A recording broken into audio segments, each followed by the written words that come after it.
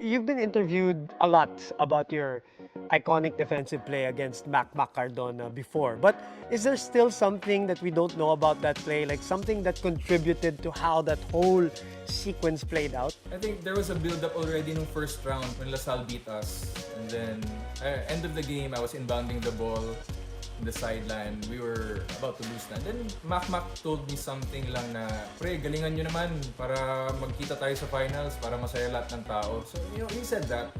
And then for me, I don't know, it just stuck to me. I guess subconsciously, I used it as fuel, I guess. Obviously, I didn't know if we were gonna face them in the finals again, but those words stuck, and I just realized that hey, we suck. We gotta do a better job with this. And fortunately, we didn't give up when we were already at 4 or 5. We somehow we hung on, and we just knew how to play together, and our confidence just built up. And leading to that moment, I just felt that when he got the ball, I didn't even remember that first round message he told me. It's just like, for me, okay, this is the moment of truth for him, for me. I knew he was gonna take this shot. You could just see it, and he would really. I know he's the type of player who really wanted the big shot, and I said to myself, all right, don't expect any help. This is your moment. It's either fight or flight. Just credit to Coach Joel for preparing me defensively. Just preparing me for that moment. The footwork needed to keep in pace with him, to contain him.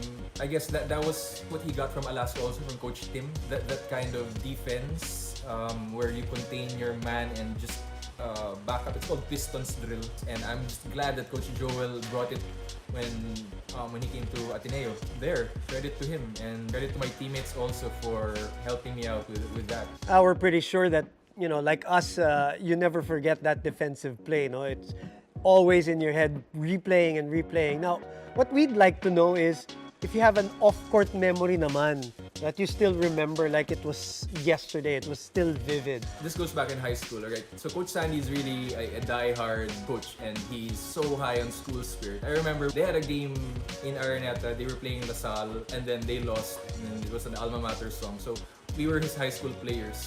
I just noticed Coach Sandy was in a bad mood, obviously.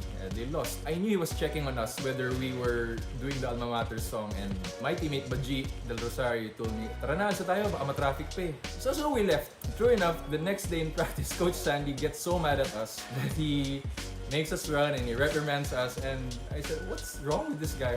Why? Ang ano naman ito, parang kayo natalo eh, hindi naman kami, bakit umubuhos sa amin? Now, fast forward to 2003, okay, we lose against FEU, they murder us. Okay, so me and Paulo Bugia are frustrated, we go back to our rooms, and we're talking about the game, and Rico Villanueva comes in, and obviously, there's a bond in 2002, he's our big brother, and he talks about the game. Dapat ganito, bakit nangyari yan, ba't pinatas ganito, ganyan. And so coach, and it's evident that me and Boogs were not hanging out with the team and the other teammates. I guess they expected us to lose together and just talk together with each other, and for me and Boogs, we processed it differently. We went back to the room, and Enrico went back. Here comes Coach Sandy knocking on the door. He calls out, Brooks, Larry, oy, ang ginagawa niyo dyan, ganyan, bakit, I don't know, I don't remember the whole words, but, and then so, Enrico goes to another room, okay, so he hides for a while. Coach Sandy comes in, frustrated, oy, bakit di kayo ganyan? And then he mentions, bakit sumasama pa kayo kay Enrico, ganyan, bakit mas kinakausap niyo pa si Enrico, hindi lang yung mga ibang teammates, ganyan, bakit ano pa, alam niyo yun, baka distract pa yan si Enrico. Hindi pa tapos si Coach Sandy magsalita, and Enrico comes storming out of the door, and he goes to Sandy like, ako ba pinag-uusapan mo? Ha? Ako ba pinag-uusapan mo? Enrico was about to murder Coach Sandy. And Coach Sandy, hindi ko na kung pinanindigan na lang niya. Hindi na siya nagpaita ng takot. Sabi niya, ikaw talaga pinag-uusapan ko. Oo. I don't know. Obviously, hindi naman papalag si Coach Sandy. And Enrico nagdidilim na yung paningin niya. Raging Bull style. Half of me was laughing, half of me was scared. I don't know, parang I had no emotions. But it was so, I don't know. I like to say that because we're all friends. Right now, when we talk about it, we just laugh about it. Obviously, all those frustrations, emotions come out, but at the end of the day, it's just a game. When you look back at it, importante, we're still together right now. We can still joke around, and yun lang, it's all part of it. Ako personally, I wish I led the team better. I wish I knew a lot more, and I wish I was more vulnerable to my teammates, my coaches, and yun lang, those things happen and those things are cleared up, and you know, it's part of it's part of my Ateneo story. Let's shift our focus naman on that finals MVP performance. Do you remember something that inspired you to play at such a high level during that time? Actually, boom, to be honest, no, we were so relieved to get past UE. I thought personally UE was the hardest team to beat in that season. I mean, I was afraid of facing Tubid, James Yap, Paul Artadi. And that was a death lineup right there. And I was so glad we got over them thanks to Jack. Actually, during that game, no, I was telling Enrico in the free throw line, pare, hen, kinakabahan ako. I was expecting comfort from him or encouragement. And he said, ako rin, pare, kinakabahan. So, I said, alright, kinakabahan na yung lahat. Ang gagawin natin dito? And then obviously, Jack saves the day for us. You know, it was a big relief for us. Personally, I enjoyed playing against LaSalle because we didn't have to call any plays. They were pressing, and it was just free-flowing. And, you know, when a team presses you, it's just an open road where you can be free and do your own thing. So I was really looking forward to playing against LaSalle. I wasn't, kung before takot na takot kami, we didn't know what to do. Eto, parang, alright, let's do this. Parang, this is gonna be a fun game, right?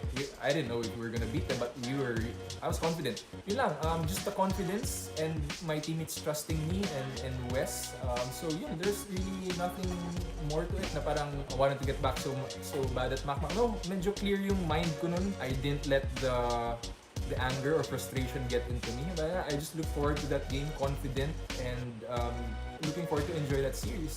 Larry, balikan ko lang ulit yung defensive play na yun. Was there anything Macmac actually said to you after you blocked his shot, or was it, you know, utter chaos na and you couldn't remember anything anymore? No, I walked away. I erased up my hands and then, yun lang, just a smile and then, wala, syempre, controlled pa rin yung emotion. Alam mo yun, parang, kasi siguro, one of the reasons siguro, boom, na, you know, I was really controlled. Hindi ako masyado nagpapakita ng emotion. Even after I blocked Macmac, sige, control pa rin. Ayaw mo masyado mag-celebrate kasi you don't wanna send the wrong signal to the opponent na pag nagyabang ka, may sinabi kang okay, gagamitin lang fuel for the next game, di ba? Parang, you're gonna shoot yourself in the foot also pag ginawa mo yun. Wow, Larry, I'm completely impressed with your thought process. Alam mo, naiisip mo pa yung mga ganyan. Amidst, you know, the chaos, I think you've always been mature beyond your years, especially when it comes to basketball.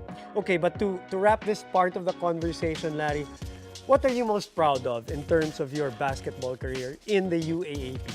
When me and my teammates did not fold nung 4 and 5 na kami. Sa totoo lang, boom, nag-aaway-aaway na kami nun. Malapit na kami sumabog. Buti na lang di ako part of that. I wouldn't have handled it. And like I said, mas maganda laro ko pag klaro utak ko. Ako, we just played one game at a time.